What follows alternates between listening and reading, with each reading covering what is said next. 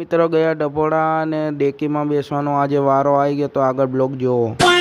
અને જય માતાજી મિત્રો, ફરીથી મારા બ્લોગમાં તમારું હાર્દિક સ્વાગત છે. તો બધાને જય શ્રી રામ. તો આજે જવાનું હતું ડભોડા, એટલે તૈયાર થઈ ગયા હતા ડભોડા જવા માટે. તમે જોઈ શકો છો. તો ચલો મિત્રો, પછી હું નીકળી ગયો તો દાઉને લેવા માટે ઘરે. તો તમે જોઈ શકો છો. પછી તો દાઉભાઈ આવી ગયા અને એ તો મોબાઈલમાં ધ્યાન હતું એમને, એટલે મેં તો એ ચાલતા ચાલતા અને હું બાઇક ઉપર આગળ નીકળી ગયો. તમે જોઈ શકો છો.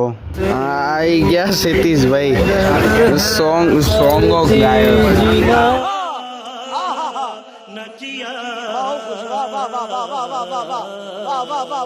મિત્રો ફાઇનલી હવે હું ડભોડા પહોંચી ગયા છીએ. તમે જોઈ શકો છો. તો કરી લો હનુમાન દાદાના દર્શન અને કમેન્ટમાં જઈ હનુમાન દાદા લખી દેજો. અને મસ્ત મજાના હનુમાન દાદાના દર્શન કરીને પછી ઘર માટે નીકળી ગયા. આજે તો થાનની ડેકીમાં બેસવાનો વારો આવ્યો. તમે જોઈ શકો છો. નહોતું ફાવતું પણ હવે ફાવે છે. તો ફાઇનલી હવે ઘરે પહોંચી ગયા છીએ. તો લાઇક શેર સબસ્ક્રાઈબ કરી દેજો અને મળીએ નેક્સ્ટ વિડીયોમાં. ત્યાં સુધી બાય.